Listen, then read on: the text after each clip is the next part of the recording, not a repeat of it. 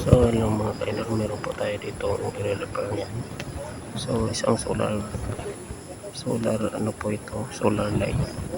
So problema po nito mga ka-idol ay hindi po siya nag-iilaw mga ka-idol yan kahit anong bilad po sa araw mga ka-idol. So ganyan lang siya mga ka-idol.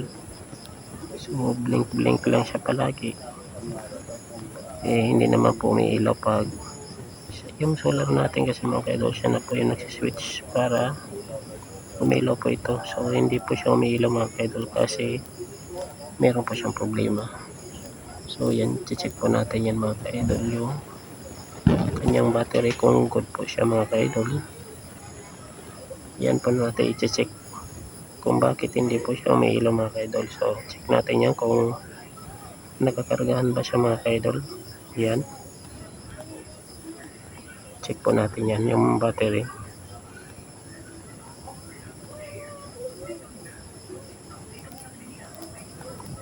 So yan mga ka-idol, yan.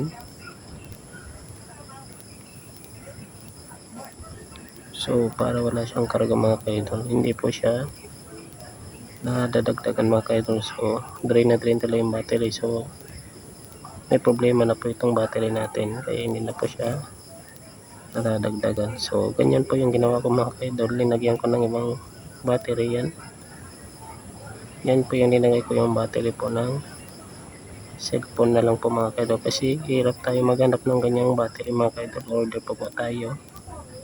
So yan yung linagay ko lang mga ka-idol, yung battery ng cellphone. So naglagay pa ako yan ng 5 piraso mga ka-idol. Yan po yung ginamit natin. So umilaw naman po siya mga ka-idol, good na.